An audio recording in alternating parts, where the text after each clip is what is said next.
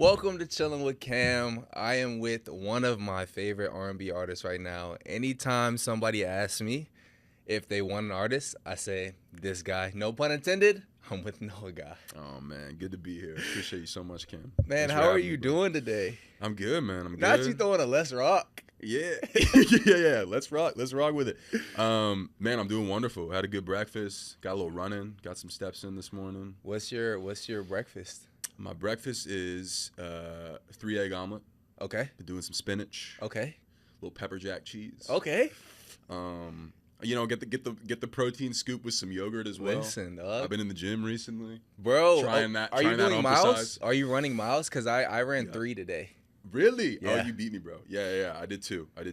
Yeah, that's usually I've been like a cardio guy most of my life. Okay. Started off as a baller. I played basketball, had hoop dreams growing up. Damn. And so I think the natural pipeline was just to do something that was more, me running around. Yeah, after all that. But yeah, no, more recently I've been like, okay, let me do that. Let me see what that's about. So let's talk about basketball because you are surprisingly tall. I don't think a lot of people know how tall you are. Yeah. What position did you play? I was a shooting guard. Shooting guard like small forward. I was kind of like a slasher, 2-3. Okay. Have you been watching March Madness? Not too much, man. Not too much. My dad's been giving me little updates here and there. He told me about the Duke game and the big upset. Yeah. How about you? Have you been watching much? Not really. I've been traveling a lot, but like I've been seeing like highlights and clips going crazy. Yeah. Yeah, I had hoop dreams as well. Did you? Then I was, you know what I'm saying? I was solid at basketball, but I felt like since I'm 6'1", football was like much better. Okay. For me. So then I transitioned from basketball to football, and then I took football as far as it can go. Yeah, man. And you played through college, right? Yeah, I ended up playing through college, and then I played professionally in Canada. Have you ever been to Canada? Yeah, I got a show there in about a month. Oh shit, where? I got some family up there. Toronto. We're just doing. Oh, lit. I wanted to get the West Coast too, but yeah, we're just gonna do Toronto but yeah, it's beautiful up there. Yeah, it's insane. Yeah. And also Toronto's like a mini New York. it is. Yeah. Also pretty clean and like really kind people. Super nice. Yeah. It's a beautiful vibe up it's a totally it's a different country. there. Let's talk about your backstory a little bit. For sure. Philly. Mm-hmm. So I went to Penn State, so I know a lot about Philly. Bro, So like where totally forgot were that. you at in terms of like the geography? Were you like heart of Philly, outside of Philly? No, so yeah, most of my family, my parents are like Northwest Philly. Like my mom grew up in like Mount Airy, and my grandma lived there. And so yeah, a lot of my childhood was sort of going up there and spending summers up there. But I grew up out on the main line, Westchester. Okay.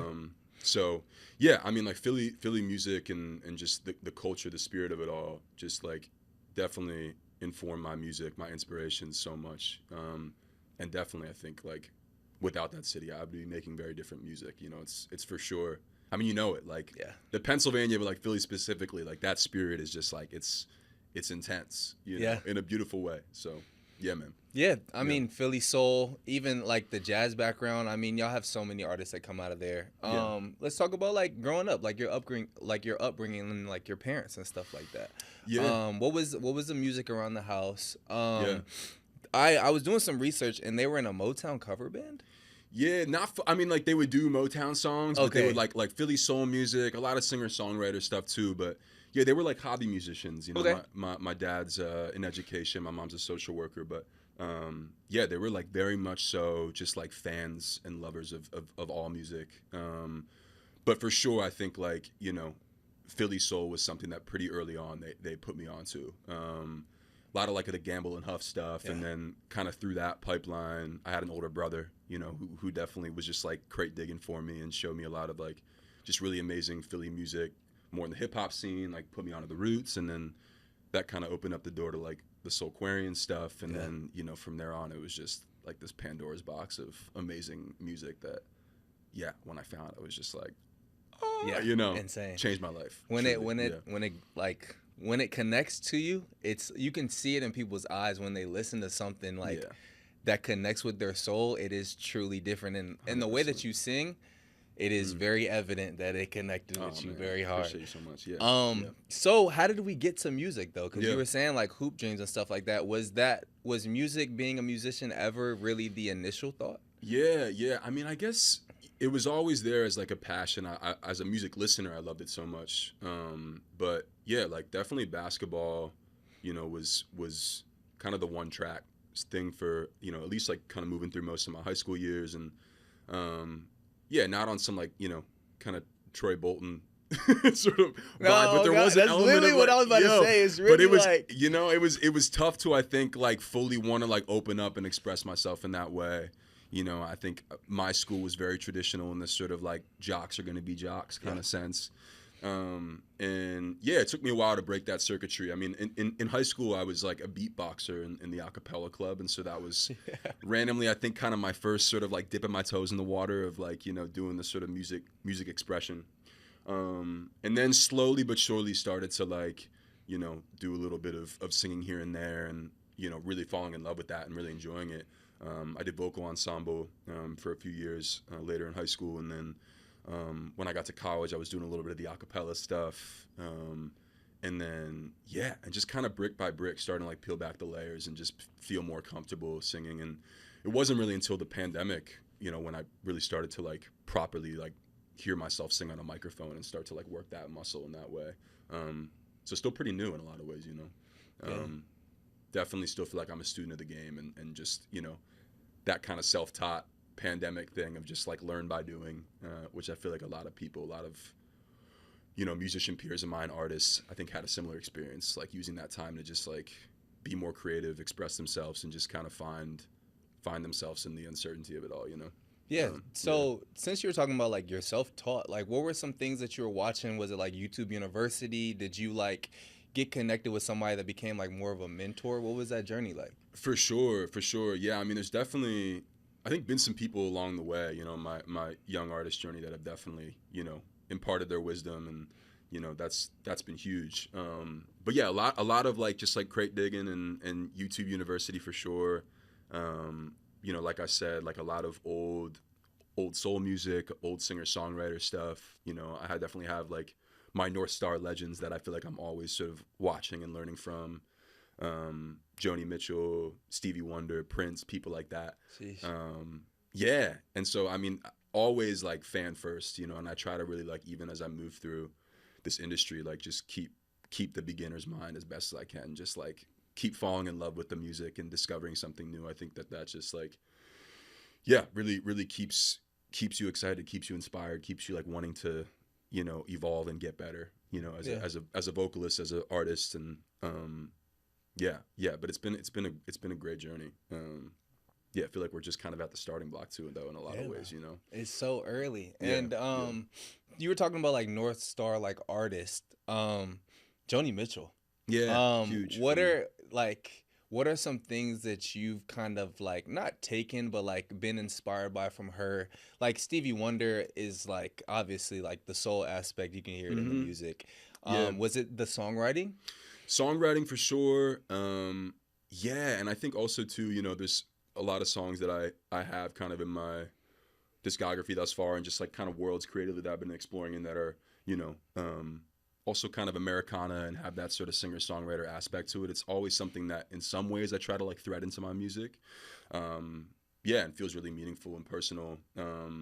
Even on this most recent record, like, when I wrote one of the songs on that project, Bluesy May, that was like someone that I was listening to a ton during that. Yeah. Specifically her album titled Blue. Yeah, that's what I was going to ask. Yeah. So that was a huge influence for me in making the record for sure. I would say in the songwriting for sure, and the lyricism, and and just I think also too the kind of she was a real explorer. Like even in the later years of her career, as she's been putting out, I think it was like into the 90s and stuff, doing these projects that she did this record with Charles Mingus, and it was sort of this more jazz record. So she was just a real explorer, I think, of sound, and that's definitely something that I feel like I'm trying to take with me in my artist journey as well, for sure. Yeah. Well, let's talk about this newest album. Yeah.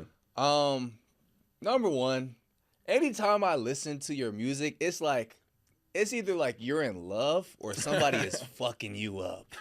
So it's like, oh, man. Is there a specific muse for this album? Was it like a relationship, a past relationship, or was it like an amalgamation of a lot of stuff? It was an amalgamation of a few things. I think you know, I think the easiest way sometimes to like represent grief is in like, you know, love and loss in a romantic kind of intimate sense. But yeah, I think there was a few things just more so in my, you know, personal life with, you know, just like family and all that too, that I think, you know, I was sort of grieving all simultaneously, and kind of using this, you know, kind of bluesy May muse, you know, as this kind of like guiding force, you know, through grief generally. So, you know, yeah, it's been the past 2 years for sure. I mean, It Must Be Love, and then now this record. You know, there's been a lot of, you know, a lot of writing about, you know, love and loss for sure. And after this, maybe we'll pivot out a bit, but yeah, a lot of musings for sure with this record. Man, it's working. It's clearly connecting. Yeah. Honestly, I want to go down the list, but I have a question that'll open it up more. Yeah. What song are you looking forward to performing the most off of this album? That's a really good question. Yeah, I would say Green Vows is interesting because, you know, I think also too when people hear my speaking voice, they're so taken aback. It's like you're singing up here, but you're talking down here. So that one I think is a nice creative challenge because it's like so high, and I often do that to myself. Like I'll just like, you know, my natural set point of like where I start singing. Sometimes when I step into the microphone is just so much higher than my talking voice. So the challenge of that one is one I've been excited about as we've been rehearsing and getting ready for tour and everything. Yeah, also, you know, a song like Bluesy May, you know, it's a little bit of an outlier, is one that is really fun. The interlude song on the project, Bella's Sound, is another one too that's just like really feels really good to sing. It's just a fun song, you know. So those three right now I think are my like top ones that I'm really, really excited for. Let's talk about Bluesy May, because it was such a, I wouldn't even say like a hard left turn. I just have not really heard that sound from you before. And then almost, I don't know if you've heard this song, but it was, you remember like Some Nights by Fun? Yeah, for sure. It was like those drums, when the drums came in, I was like, hold on. I've never heard you in this pocket before. He's mad triumphant. Yeah.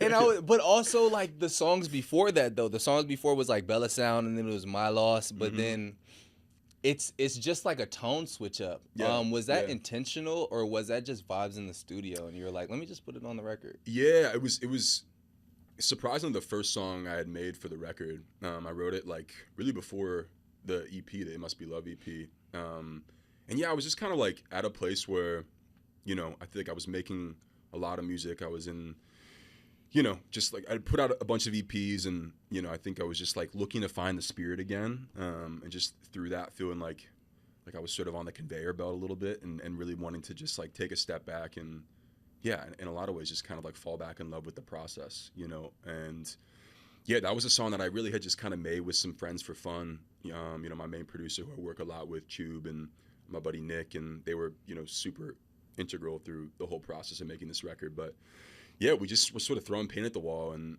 you know, again, sort of had that Joni spirit. We were also listening to a lot of Janet Jackson as well when we were making that song, and that sort of like explosive kind of like drum percussive thing was something that, yeah, I think just energetically I just like needed in my life. I just needed some fun.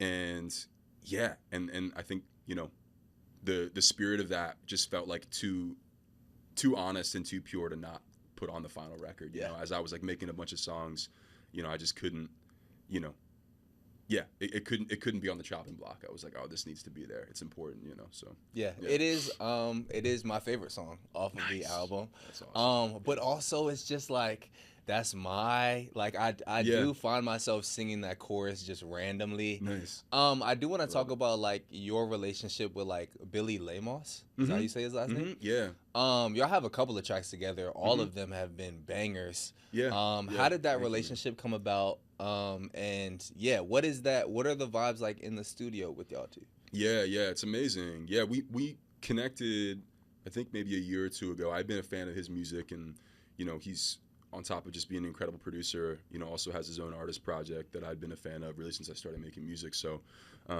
yeah, we just got connected through a mutual, and I think the first session we had done was Let You Lead, and it was just like one of those things where it's like, oh, we're in sync. We hit a rhythm right away, and that's a rare thing for me. I think like definitely when, you know, as I've been kind of on this artist journey and just kind of finding my tribe with it all, you know, it's if there's a connection that I found with a producer, you know, just because I'm so involved in that process too, you know, and really all you know, from start to finish of a record, you know, it's very much just like very hands-on, you know, building that team is super important to me, and he was someone that just like, I immediately caught that flow and that rhythm with, and yeah, so it's really great. And oftentimes for us, we're both real like, you know, sample fans, you know, and just trying to like find ways to creatively sort of, you know, repurpose, you know, a record and stitch it back together, you know, and so that's oftentimes our rhythm, is just like finding, you know, doing a random YouTube deep dive, or, you know, just like, yeah, doing some crate digging until we find something that we really like and we're really inspired by. And that was also the case for My Loss, for sure. Yeah.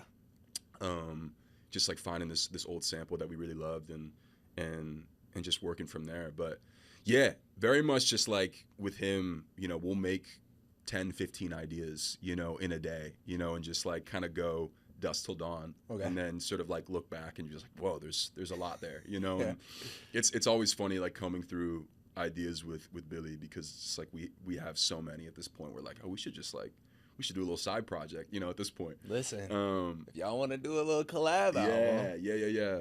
Billy, let's talk about it. You know? For real though. But yeah, let's talk about Let You Lead. Because you have a way of creating this music. To me, I will coin the term, it's a soulful lullaby. Oh man. Like it's so comforting. But it's also like you'll just hit like a literally from your gut, like you'll sing a note and I'll be like, oh shit, what is going on in the studio? Yeah. And like that song for me, because it does remind me of almost like the 80s, a little bit like those slower 80s R&B music that's like love, you know? And so like what kind of samples, if you remember, were y'all like leafing through to get to that song? Man, yeah. I mean, we were definitely... Yeah, like looking at a lot of 80s stuff, similar from My Loss too. There's that influence for 1000%. Sure. Yeah, and so I think that's always been, I think that's a shared, you know, just period of music that we both are really passionate about and really love so much. And certainly, you know, as far as like, you know, North Star, you know, artists of that time, you know, like there's a lot of Prince in that, you know, listening and pulling inspiration from.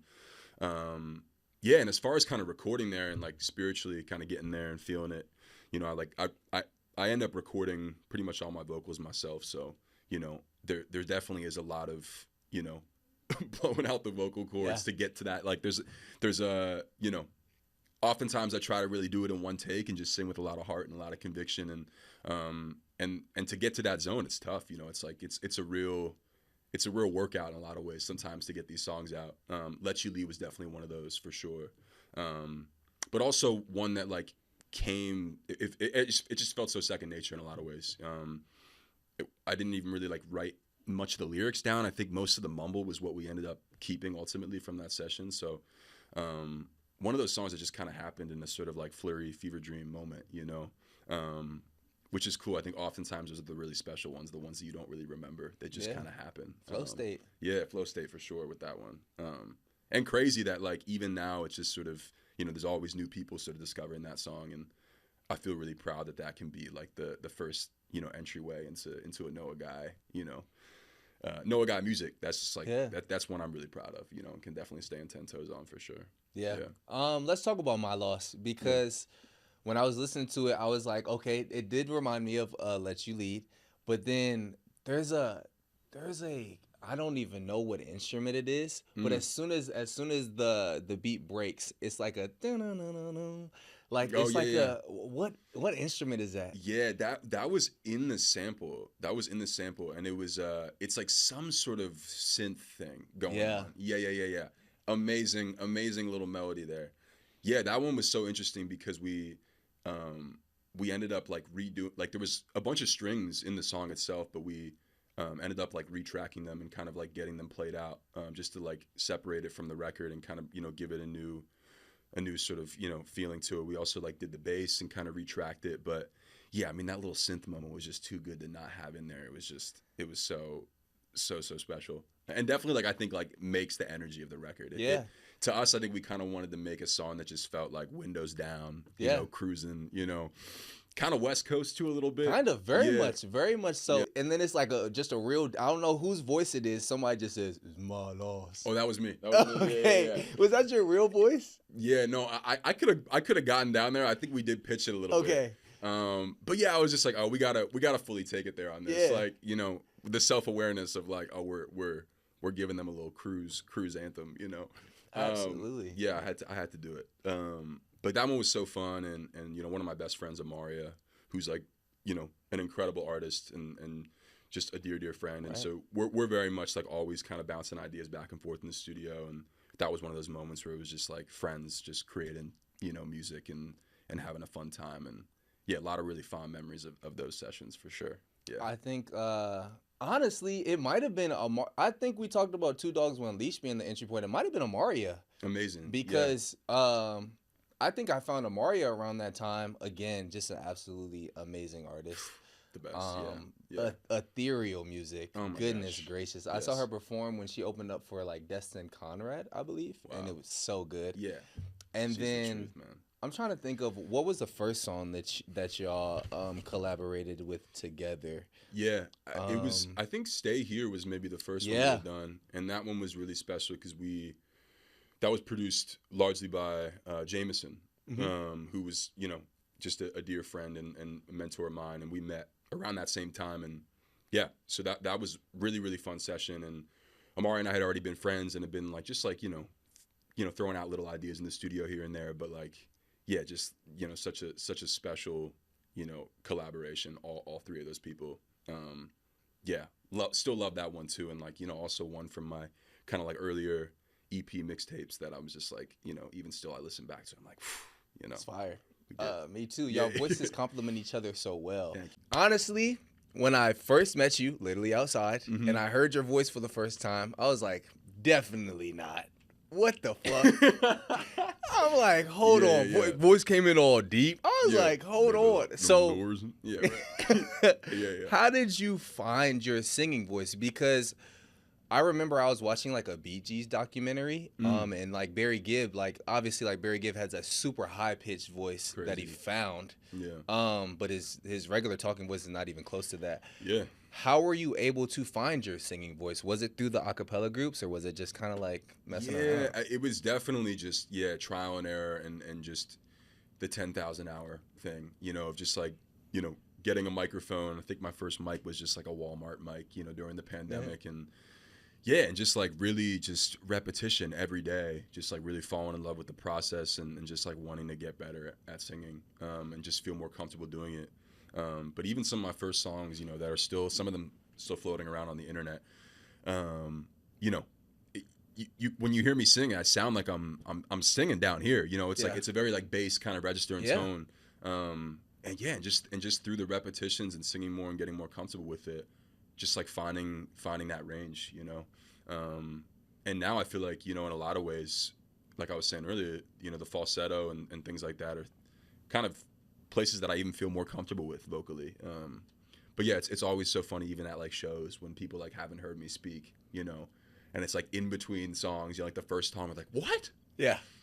What he talks like, you know. So yeah, I think you know, it's cool, man. And I'm still trying to like, you know, push the boundaries as far as I can with singing, and you know, I really, you know, it's something that I've said before, but like I really, with this music shit, like I really want to be a generational singer. I really want to try to, you know, be the best vocalist I can be, you know, alongside being a, you know, really, you know, good songwriter and storyteller. It's just like the vocals are something that I really I'm really like, you know, set on, you know, in pursuit of greatness there, you know.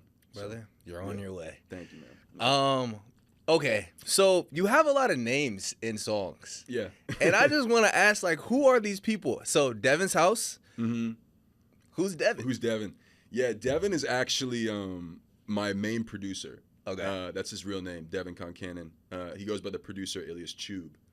And we're like, you know, he's my best buddy and also like my main guy. We do mostly everything together, and he's always involved in the process in some way. A lot of people think that like that was, you know, the muse of the song. me and Devin don't have any sort of relationship Yeah. going on outside of being good buddies.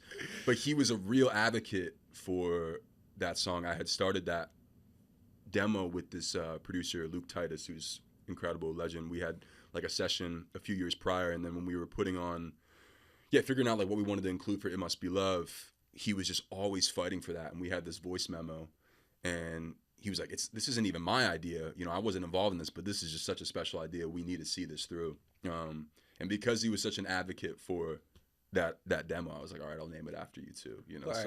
so Devin's House is after Devin, my producer. Yeah. That song. That one specifically. Yeah. That song is so much fun. Yeah, it's good. That's another like windows down. It's like almost like a dance in your socks type of song. Dude, at the crib. Toe tapper for sure. Yeah, 1000%. Okay, so next one, Jamila. Yes. Random Noah guy factoid, but I did 2 years of Arabic in college. Okay. Randomly enough, my freshman and sophomore year. Really loved the language, and and it was one of the first words that I learned in my course. Jamila means beautiful. Nice. And and I was just like, specifically, you know, the story that I was telling with that one, it was just, you know, it was the immediate first word that came to my mind. I was just like, oh, this is, you know, this is Jamila, you know, this is a beautiful story. It's also a very warm word, you know, it just kind of feels like sunshine. And I feel like that song really felt like that too. That was the energy and spirit of it, you know. So yeah, Jamila is sort of a nice little pseudonym for this, you know, special person that I wrote about. That makes sense. Yeah. Okay, so then let's talk about college, film school. Yes. Yeah, that was initially, it was you know, kind of the first medium I really fell in love with was filmmaking, and also I think in a way too it was sort of an easier pipeline for me to kind of like dip my toes in, like, to, you know, artist stuff, you know, like being creative. Film school. So yeah, I basically went to a small liberal arts school initially, and was like a cinema media studies major there. And yeah, it was for me just like, I think, a way to sort of get closer to the creative world, to the art world, without, you know, I could still sort of be like, oh, well, you know, there's I could be a producer, I could be you know, there's things that are like practical here, you know, before I was really able to kind of like, you know, like I said, sort of break that circuitry and just be more comfortable with like, just the artist path, you know, in a way. But also still really a medium I fell in love with. And then, you know, I transferred to a school in New York and started just being around more. You know, when you're in a city like that, there's just, you meet so many different people. I started interning at a label, and the film world started to kind of like, you know, I started to see those parallels, and like, you know, I would direct my little music videos, and in a way to like just like film projects and, you know, coursework and things I was doing. You know, I would have a little short film that I'd cut, and I'd be like, oh, it'd be really cool if I could score this, you know, in sort of a backwards way, finding music, you know, through that. And then when I started, you know, getting more comfortable like making these sounds on, you know, GarageBand, I was like, oh, maybe I'm, you know, better at this shit over here, or at least like maybe this is kind of like, you know, more where I should put my attention to right now. But still, the film stuff is like such a love for me, and something that is still super important to, you know, my artistry. I think, like, you know, the visual language of it all is, I think, equally as important, you know, in a lot of ways to the story I'm telling than the music itself. You know, they very much, I think, are still very much going hand in hand for sure in my art. Yeah, I agree. I think similarly to you, when I listen to music, I see scenes of like what I think the music video should look like, or what I think like damn near what the score of a movie would be. Mm-hmm. Like, I think like that's like one of my goals or whatever, is to score a movie. Yeah. And so anytime I hear music, I'm like, oh, this is exactly the scene that goes right here. Yeah. Driving with the windows down, like, this is exactly the song that goes right here.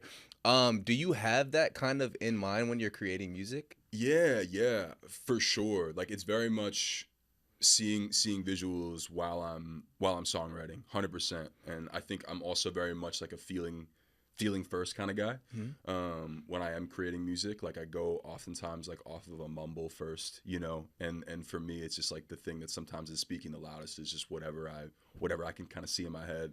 Oftentimes too, like next to my, you know, Logic session or whatever, I'll just like have like a mood board going of just Oh, visual fire. imagery, and I'll like pull things in, and it's very holistic. I think, you know, writing songs for me, and same goes for making projects. You know, I definitely, when I started kind of the Memoriam Blue, you know, album journey, like 2 years ago, you know, immediately there was a lot of visual imagery I was pulling too, and like this idea of sort of, you know, blue as a color and the sort of color theory of that, just like really diving in deep, you know, from the beginning, you know, as opposed to kind of like coming in at the end and being like, okay, well, how do I make sense of this, you know, all this music visually? Like, what's the connection there? For me, it's always sort of, you know, happening simultaneously. Yeah. When I saw the cover of this album and I saw that it was in blue. I was kind of expecting something a little bit more somber. Yeah. It was not. No. At all. Yeah. And so when you had like different things on your mood board, what were you kind of like envisioning? Yeah, I mean, definitely the juxtaposition of those two things was something that, you know, I really wanted to like hammer home. I think, yeah, like grief, when we think of grief, I think we often associate it with like the darkest moments of our lives, you know, like the real intense moments of loss, losing a loved one, things like that, heartache, heartbreak. But, you know, moving through grief is also, there's a lot of strength and courage in it, you know, and I think as I was kind of in my grief journey and, you know, also just reflecting on, you know, all these moments of grief in my life, you know, thus far, and how to move with it. There's a real, like, yeah, getting to the other side is something to celebrate, you know, getting through something. And so I wanted the songs to, I think, have that spirit to it. I wanted to feel like a very triumphant project, and, you know, to feel very like, you know, there's moments that are really kind of subtle, you know, like Right With Me, or a song like Cezanne, but then there's also moments that are just like very, very like high octane, overblown, just like go, and, you know, that's songs like Green Vows or Bluesy May. There's a real intensity to it, and I think that's what grief feels like, you know. And so I think sonically I just wanted to represent those feelings as best I could, you know, all the ebbs and flows of it all, because, you know, it's a hero's journey, I think, in a lot of ways, you know. Grief 1000% comes in waves, and the more that you push through the wave, the better it is at the end. 100%. Yeah. So let's talk about Right With Me. Yeah. And my first question, as soon as I listened to this, was, did you have a church background at all? No, not really. I mean, my mom, you know, grew up pretty connected to her church, but yeah, that wasn't, I mean, I would go sometimes with her, you know, but it was I was never like singing in the choir like that. Yeah, I mean, I had made that song. The idea initially I'd started with a friend of mine, an incredible producer, Ben Narte, who just has that, like, you know, incredible sort of, you know, gospel background, you know, piano, just like those sort of keen senses. That's what it was. Yeah, that immediately was sort of like built into the idea itself. And love so much, you know, gospel music, and I think definitely, you know, informs the art for me in a lot of ways. And me too, as I've been kind of like, you know, figuring out my own sort of, you know, spirituality and things like that. You know, I think that music has definitely been, just like really important to me, and kind of figuring those things out and answering those questions for myself in my own life. But yeah, I think that song definitely has a lot of gospel influence for sure. 1000%. Definitely can't run from that. Yeah. I was like, has he been in church? It sounded like black church a little bit. It was like a hymnal for real. Man. Yeah, thank you, man. So good. And then look, we're transitioning to Green Vows, which is so much fun. Yeah. Solomon Fox. Yes, one of my dear friends, legend, and often finds his way, you know, onto a Noah Guy project in some way. So I think he did the outro key part for that.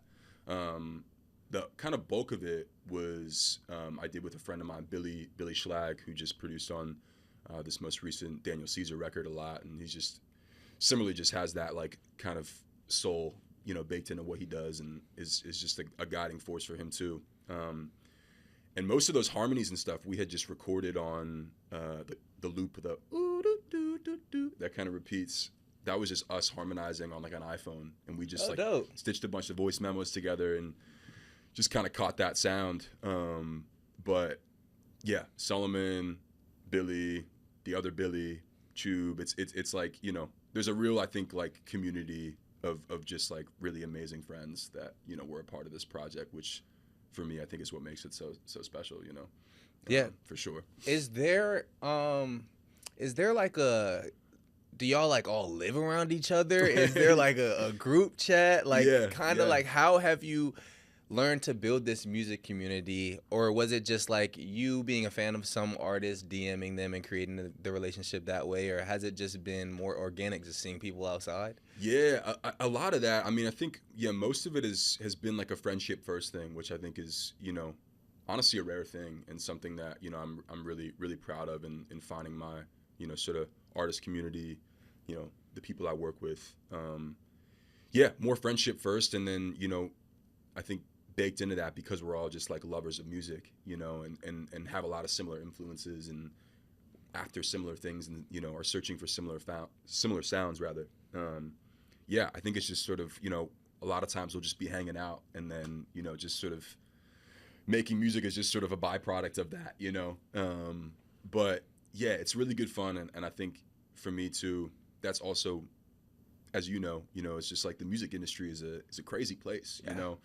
And can sometimes be a dark place if you let it get there. So it's super important that you have, you know, people around you that, you know, are very much just like art first and just, you know, love of the game, you know, kind of vibe to it. And I can say that that's definitely the case with my guys for sure. Yeah. And having that community is so important because they do understand all of the emotions that you're going through. Yeah, man. That would lead me to my next question is, personally, I've never dropped an album before. What does that feeling feel like when it's like Friday at midnight, where it's like the album just drops? Yeah. What is that feeling? Kind of walk me through that. Oh man, yeah, it's a lot. It's a lot. I think for this project specifically, it's my first like full length record, and it's interesting because, you know, I had been working on the songs. Like I said, you know, even It Must Be Love, it was kind of a pit stop along the way of working on this larger body of work. So I think, in a way, it was like I've kind of lived with these songs. I've literally grieved with these songs as well. And you know, I don't want to say it was underwhelming at all. There was definitely like a whoa, this is crazy, but there was kind of a numbness to it in the sense of like, you know, I had already kind of lived with these songs for so long, you know. That this time around, oftentimes I have this kind of real, you know, oh my gosh, I hope people like it, and I definitely do. You know, I want people to definitely receive this record positively, and I hope it, you know, means something and connects with, you know, everyone who it's going to connect with.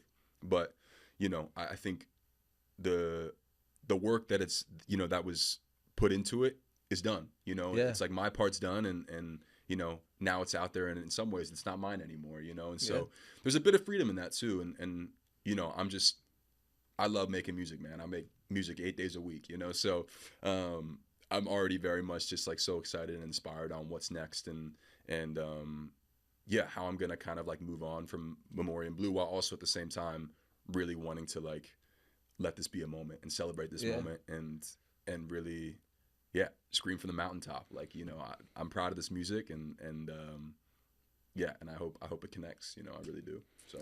That's so interesting to me because, and it makes so much sense because like when you drop an album, you've been like done with like you've been making so much new songs. You could be working on another whole new album. Like you said, you've been working on this for okay, fine. Hey, listen. You've been working on this for 2 years, right? Yeah, about 2 years. Yeah. And so this is 2 years worth of like work.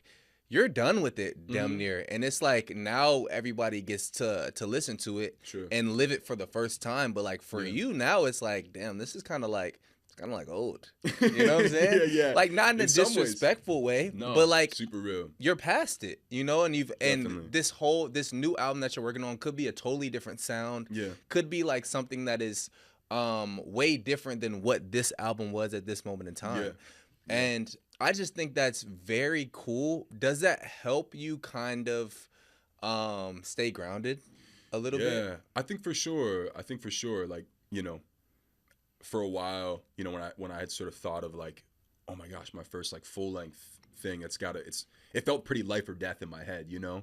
And I think now I just generally with my career and my journey and what's, you know, been like necessary to just keep that, you know, that balance, you know, in my life emotionally is like, you know, nothing is that, you know, we're making art, you know, and you know, it's every project is just another, you know, stroke of the paintbrush, you know. So I think, you know, for me, I see it as a moment, like I said, to really celebrate. But, you know, it's just another thing in the journey. You know, I want to look back and have, you know, a lot of albums, you know, and when I'm, you know, 60, 70, 80 years old, like I want, you know, bodies of work, you know, to really like look back on and reflect on and be proud of. And it also is just like, in a way, it just kind of like charts your own life journey. I think that's something that I'm really interested in. I think a lot of my heroes, you know, Prince included being one of them, is just like so prolific, you know, put out a lot of music, and just, you know, really explored, you know, made a lot of different kinds of music too. All the people we mentioned earlier, Stevie Joni, you know. So that's something that I'm definitely like wanting to do with my career, and just make a lot of different kinds of things, you know, and just see how far I can push it. Yeah. Man, that's so good. Yeah. Because it's like in our head we make these moments and events like so big. Until we get to the moment where it's like, oh shit, that's cool. Yeah. You know? Totally. And yeah, I think that's I've been learning this more in my life as well. Just like you kind of like visualize like moving to LA and like doing like these super glitz and glamour like cool 100%. things, and then you get to do them, and then you're like, oh, that was a good Saturday. Totally. You know? Totally. That's so real, man. And I feel this way even with like, because social media is something that's always been a little trickier for me, you know, just figuring that out, because it's such a beast in and of itself. Yeah.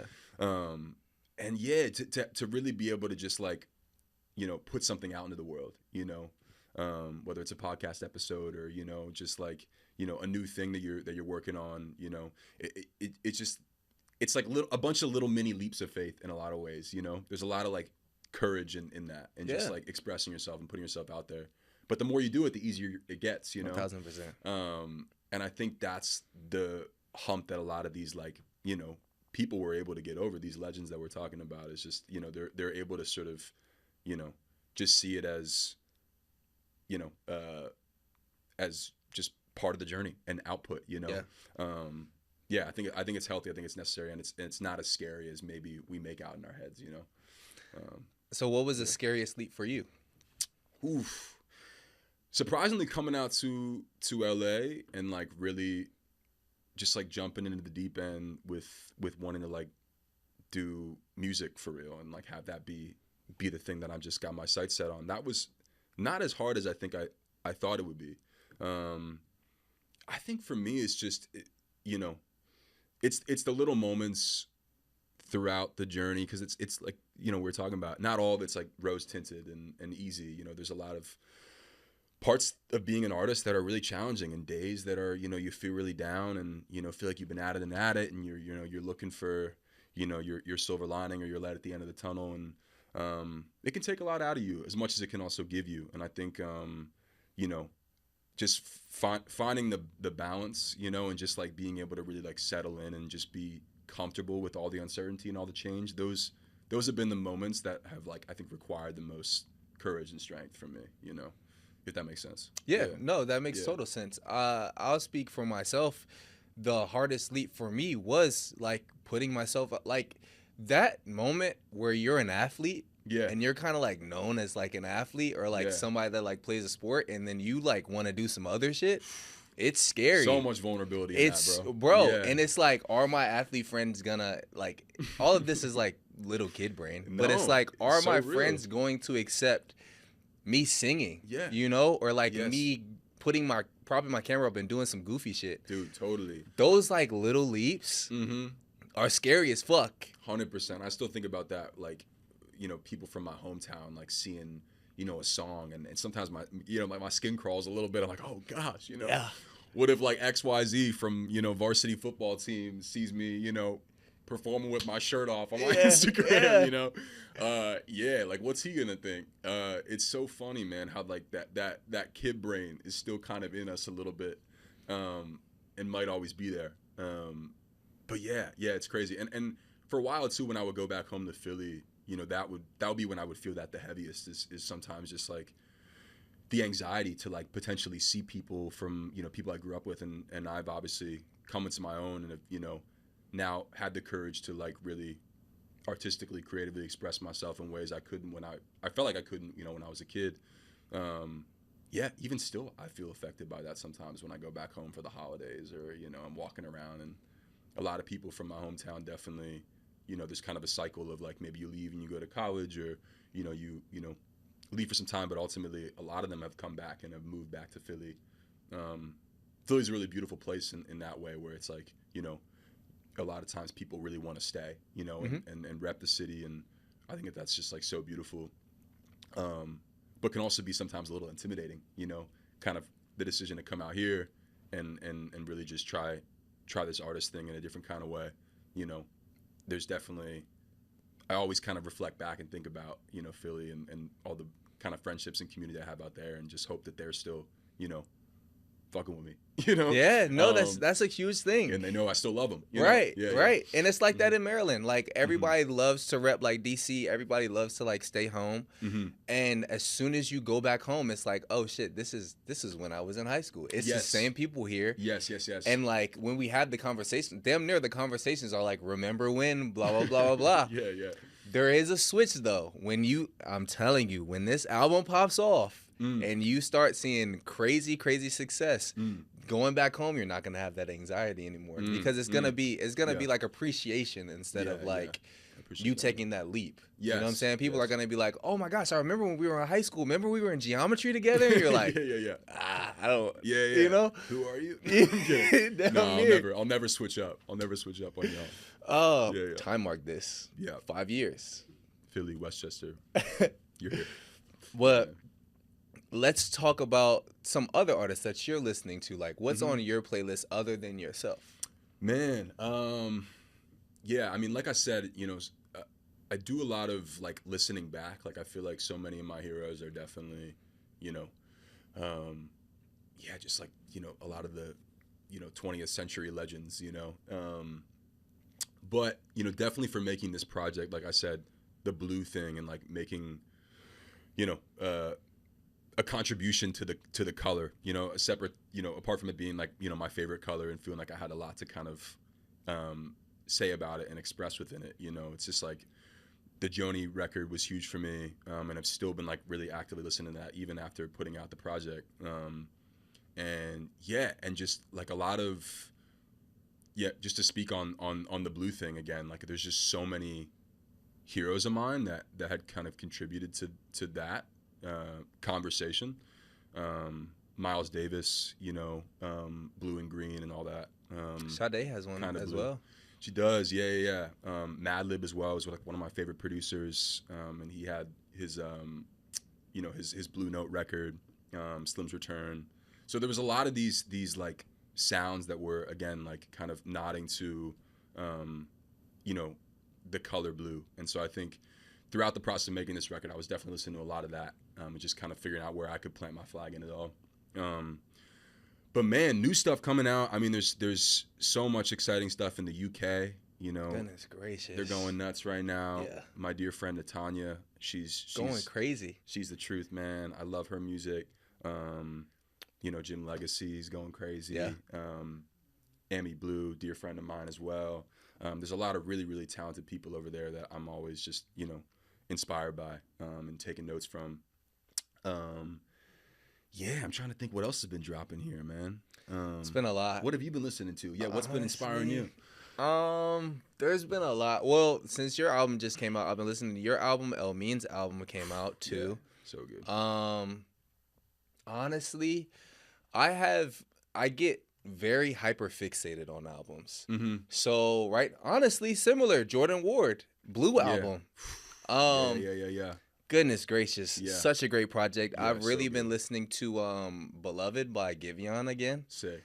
I must be in my bag. Feeling something, man. Yeah. Again, and a lot of like UK R&B for sure. Like Sasha Keeble is going very crazy for me in my playlist. What is it about the UK that you think, like, what's going on over there? Dude, I don't know, man. I think it's I mean, it's always been, I feel like, a lighthouse of culture and yeah, just like artistic expression.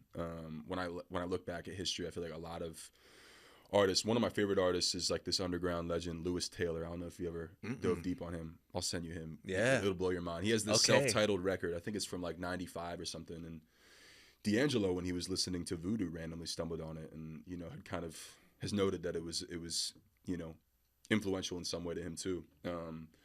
But yeah, like there's just always stuff I find from the UK over the years where I'm like, whoa, that was crazy that they were doing that at that time. I don't know, man. It might just be also too a healthy separation from everything going on in like pop culture in the US, is like they're able to maybe explore a little bit more than us. Yeah, it just feels a little bit more raw to me, in a way that I think I'm always inspired by. I think for me, I always try to run away from like the polish, and I think that's something that they do really well over there. It's just like a real like raw thing going on, in the way the vocals sound, and the production, and just take a little bit more risk too, I think, as well. I have two theories. Yeah.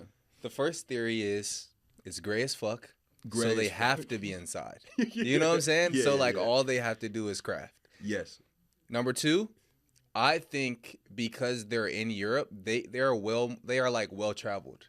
So like they're able to travel to different countries and listen to different things, talk to different people, and I think that influence comes back in the music 1000%. That's a really good way to put it. I think like that's probably the more accurate one than it's just being fucking gray. Yeah, but I think a blend of both, because when you travel and you listen to different type of music and you listen to those you go to those live music bars where it's like underground artists that you haven't heard before that are like experimental and like trying things. Definitely. You bring it to London, and then you create just this beautiful, specifically in R&B, like they're just doing it's a blend of nostalgia, but also it's current and experimental. It's just like a lot of Natanya. Yeah. It's like just super like futuristic, I would say, Yeah, dude, it's amazing. It's amazing. Yeah, and I agree with what you're saying. There's like a globalness to it, as well. Just like pulling a lot of different influences from like regional music, in different countries and different sounds. Yeah, dude, it's special. It's special. I feel like music's in a good place right now, man. I don't know how you feel, but I feel like just there's a lot of risk taking going on in a really cool, exciting way. Yeah, I think music right now is in a phase where it's so accessible, and that can be a pro and a con. Yes. I think music is in a great place in general, but the fact that it is so accessible, the fact that we can have like 1 million songs get released in a day, it is overstimulating to find. Yes. It's hard to find the gems, but there's probably more gems. There's 1000%. There has to be more gems because more people are making music. And so to that point, I think there is so much more good music like coming out, but it's harder for even to like the human and the artist side. Like it's hard to shine light on every song that is really good, because it truly is a different form of crate digging, because like before it was a crate, now it's a fucking library of like so much shit. And it's like if you like other types of genres, say like you listen to indie or you listen to country or you listen to rap and you like all different genres, it just builds the pot even more. So I think music is in the best place it can be right now. I think artists are trying new shit. I think artists are so creative. I think social media has helped us be more creative because, again, similar to how we were talking about how people in the UK can travel, we can look on social media and see what other people are doing in the world. And that's similar. And you can see like the influence of like different, we know all about UK. I've only been to London one time. You know what I'm saying? So it's like the reach of how good music can travel is, I mean, it's the best that it can be. So I very much agree. Do you stick with just R&B, or are you listening to other genres? Oh man, yeah. I listen to a ton of stuff. Yeah, I mean, definitely, like I said, like singer-songwriter stuff. Super influential for me. I sometimes I listen to like, like sort of Americana, like older country stuff. Recently I stumbled across this Dolly Parton record that I was like, oh, this is so good, Jeez. Yeah. All sorts of things. I really don't feel like I have like a one genre that I listen to more than the others. There's like, underground rap stuff. I love like, what like Mike's doing and Wiki and people like that. There's some really amazing pop stuff that sometimes I'll hear, and oftentimes I'm not like listening to the like radio music too much, even though I think my music definitely has like a pop aspect to it. So I'm always surprised. Like I heard like the Olivia Dean record for the first time like a few days ago, and I was like, "Whoa, this is awesome!" You're just getting hip to Olivia Dean, hip, bro. Just got hip. Mind you, I don't listen to the radio at all. Yeah, I've been like fuck the radio because again they play the same songs. Damn, what song did you hear by Olivia Dean? That's one. Okay, that's one of my top. I think that album is gonna live for a while. Yeah, she's really doing it, man. She's really doing it. Specifically the Back on You. Oh my God, man, that one's nuts. That one's a problem. Bro, she's so good. Really, really good. Like her journey has been like I found out about when did I listen to Dive? That might have been like 2021, 2022. Just to watch like her journey to now, people think like she's an overnight success, and it was like she's been grinding for years. Sure. Yeah. And that is another thing about the current state of music, which I am enjoying now. Yeah. Is that since people can put out music and like distribution is a little bit easier than it was before. Yep. When they get that entry point of that song, there is a library of songs for people to go back and be like, damn. Like, it's so much good stuff. Totally. And I think that is the blessing for her. For sure. Because I think a lot of artists, specifically, like now, like you've put out a bunch of EPs, right? Yeah. And so this is not like the very first project you've dropped. So when this goes crazy, it's not like, how does he follow it up? You know what I'm saying? Like I think a lot of artists like Bryson Tiller for a really good example. Bryson Tiller dropped Trap Soul. That was like he dropped some stuff on SoundCloud, but like that was his first album. Anything.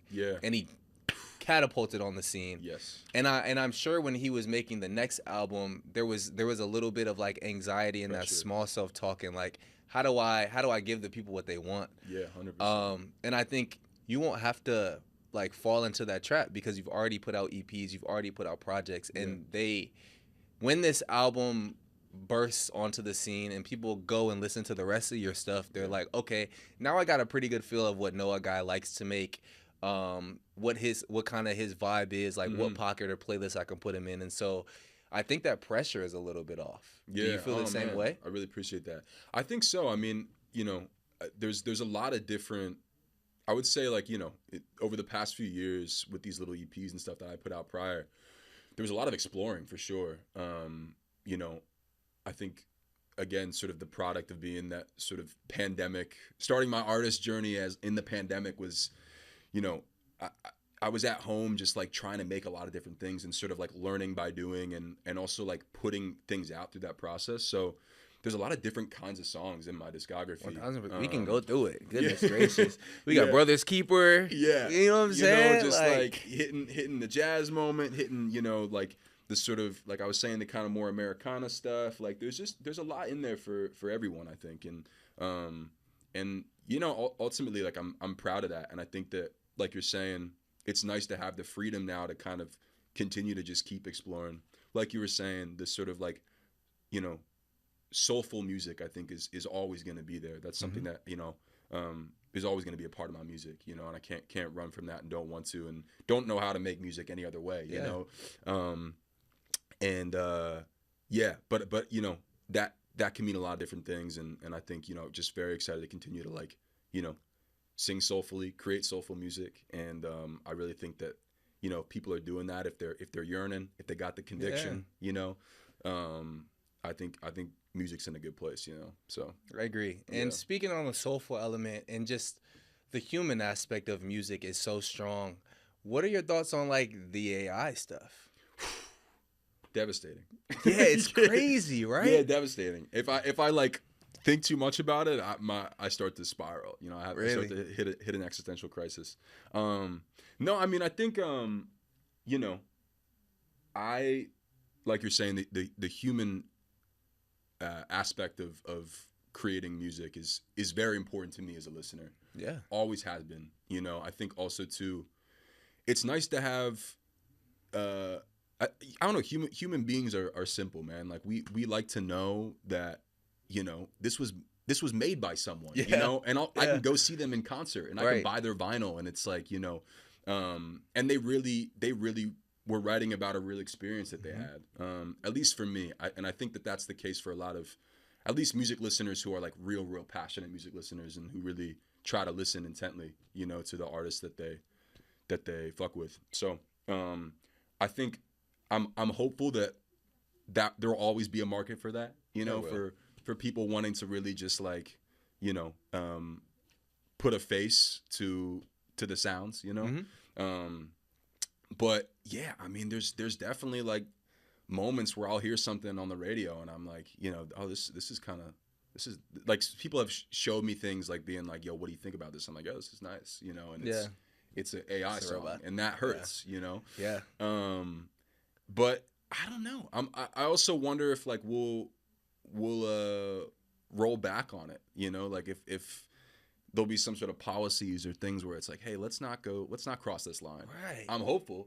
I feel like that would be healthy for us. Just throw a watermark at least. Just be like AI created. Yes, like, yes, 100%.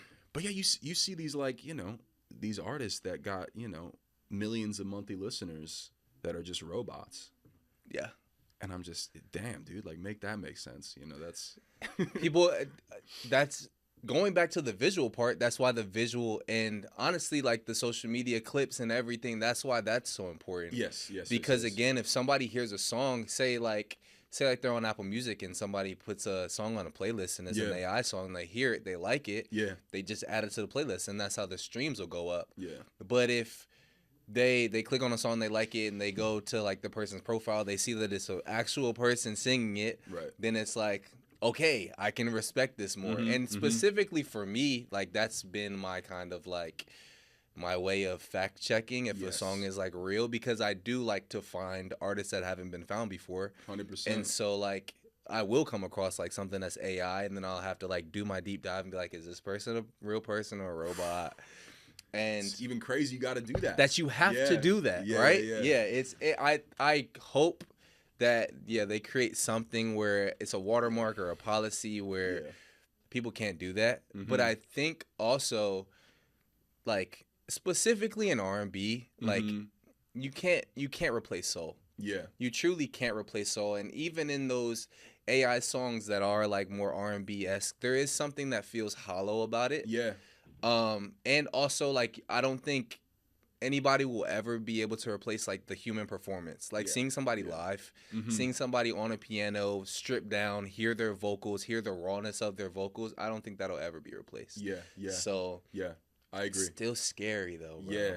Yeah. I mean, talk about like if we think about, you know, R&B music, like it's always been here. It's always been like and you know, I think about like Ain't No Mountain High Enough. Sheesh. Like that song is just as much of a generational song in 2026 as it was when it came out, you know, when our parents were kids or whatever. So yeah, man, I just like you're saying, you just can't really fake soul, you know? And that goes for all genres of music, all types of music that had it, you know, that feeling. So yeah, I think for that reason I am hopeful. Hopeful. And I do feel like, you know, even talk about the experience of like wanting to know that it comes from a real person, you know, and it's a real story being told, you know. I think live performance is another place where, you know, you can, I think that's always going to be there. You know, I do feel like, you know, the post-pandemic, you know, it seems like people are wanting to step out and go to shows and have that experience. And oftentimes when I'm scrolling on social media, you know, and I get like a little thing about music, you know, music culture in my feed, it's often like related to a live show. You know, I can't believe what Tyler did at, you know, this, you know, Flognaw this year. Like all those little moments I think are still really, really important. I feel like the youth still still wants that, you know, they're chasing that, you know. So yeah, man, fingers crossed. I think we'll be all right. I think we'll be more than fine. Yeah. And to speak on what you were talking about, like the shared space of like going to a show, is like a once in a like those are when memories are created. Definitely. And I think specifically for artists, when I go to see artists that I like, or when I go to a festival and I see like a set of like an artist that I don't particularly know too much, I discover so much by how the live performance is. Yes. Like I can be converted into a fan off of a live performance, and then when I go back and listen to it in my car or something, now I'm attached to it. When before, if I listened to it through the album and I didn't particularly like it, if I listen to it live and it's kind of like I get a whole new perspective. Totally, on it. You have a deeper connection to it. Yeah, for sure. Yeah, man. Yeah, and the same goes for me. And I definitely. I remember my first concerts, you know, those are just like singed in my brain, you know, just like early memories, you know. So yeah, man, it's just it's important that like, you know, that experience is had in the physical, in the real world too. Right. You know, I think it puts whatever's happening on your phone, you know, into like, it gives it context, you know. And speaking of that, like how are you tailoring your live performances? Like, what are some ideas that you have in your mind for when you go travel and do shows? Yeah, man. I mean, I think with this project, it's definitely, you know, been really fun to explore. I mean, I've been working with the same band, you know, for the past like 4 years, really, since I came out to LA, and you know, they're also people that I work in the studio with and that are a part of the records, you know, on you know, on the album, right? You know, so I think for that reason, you know, there's definitely a deeper connection to the music for all of us, you know, the whole band. So it's important for sure, and you know, for me too, it's as I've, you know, continued to make music, and especially this project, because the songs are so personal, you know, really, like, as I was creating them, I was thinking about what would this sound like live, and I think that's something I'm continuing to, you know, think about and explore more. So yeah, it'll be really fun. I'm super excited. You know, we're going on tour in a month. We're gonna do, you know, my first headline, so it's gonna be North America and a few shows in Europe. So yeah, man, if y'all are, you know, fucking with Memoriam Blue, you can come see it live and on the road, and yeah, it'll be a lot of good fun. I'm really looking forward to it, man.